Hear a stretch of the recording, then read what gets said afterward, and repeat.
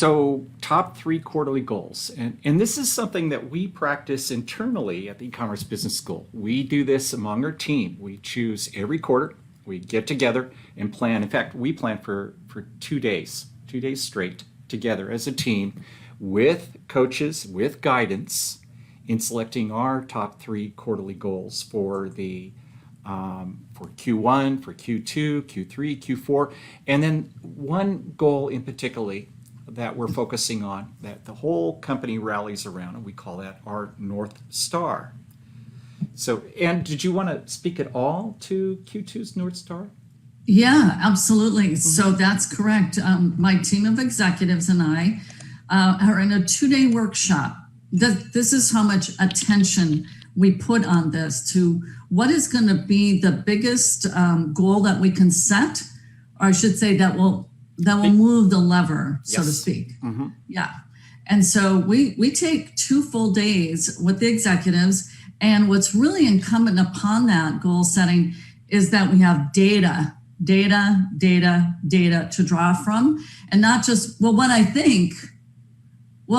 really think we ought to do is, because what you think and what the data tells you are 2 very different things. So when we go into that 2-day workshop, we're pulling a lot of data ready at hand so that we're trying to be as smart and judicious as possible for what we determine to be the singular most important activity we need to pursue. So for new businesses, those of you that are just getting your business started, you're in the first year of business, you might not have all that data to pull. And what you're probably looking for, and this is what I see from most of our members, that you're looking to have confidence and momentum in your business. So, you get that idea that this is starting to work, you feel more confident, and you can see the momentum starting to grow. And one of the biggest enemies to confidence and momentum is uncertainty and lack of focus. So I chose this particular picture here of the road going to the horizon for top three quarterly goals because when we look out in the future towards our goals, about as far as that we can see and have a visceral experience of future success is about 90 days.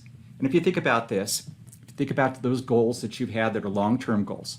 So a year out, 5 years out, whatever that might be, that's way out there. But a goal that is 90 days, that's coming up. And you could feel what that's like. Goals that are way out there, they're probably more like a vision.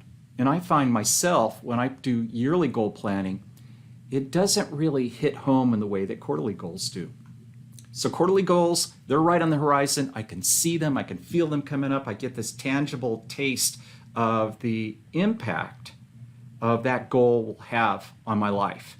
So quarterly goals, top three, our minds often can count like, okay, I can keep track of 1, 2, 3. This is what a coach said to me, is that you can't track more than 3 things. The mind says 1, 2, 3, many.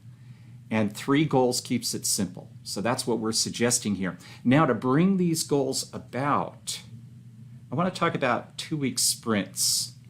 And this isn't something we haven't mentioned too much to our students, but it has to do with a neurological feedback loop in the mind.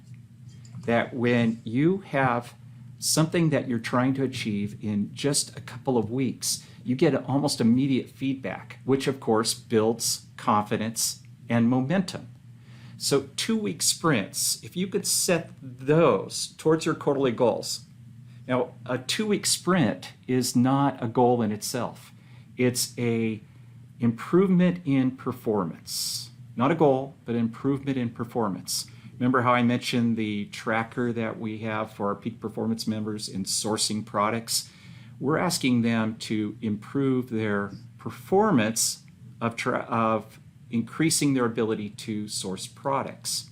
So when you are trying to achieve that goal and you think about, well, what can I do in my performance for just 2 weeks? Let's say your goal is to lose, well, let's take an example of 13 pounds. In 3 months, you want to lose 13 pounds.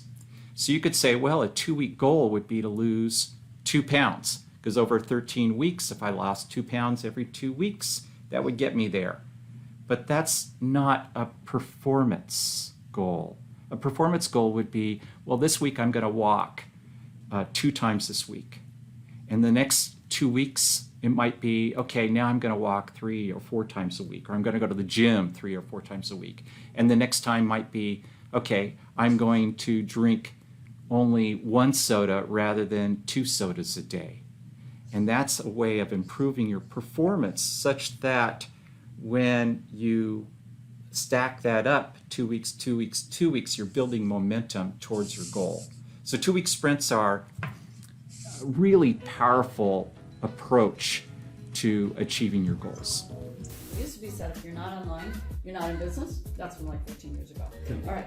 Now it's that if you're not on Amazon, you're not in business. Regardless of that big dream, you've got to build a foundation. You have to have a business that has cash flow. You need more cash? Go out and source some more. Shove those products into Amazon. What's going to spit out the other end is profit. It's that simple, isn't it? Then they start looking at it as, this really is a system. So how can I add more to my system? How can I start to scale this? That's why this is so integral, each pillar leading up sequentially to that long-term reliable business. These are the real assets then that somebody who wants to buy a business, this is what they look for. This is the brand launcher, the career launcher, the income launcher. It's a beautiful thing. And I know you're going to love what this can do for you. You're going to get a vision. You're going to get a vision to grow your business, to sell it for a profit, kind of show your pals, your friends, your family. Yes, you can make $1 million just selling on Amazon alone.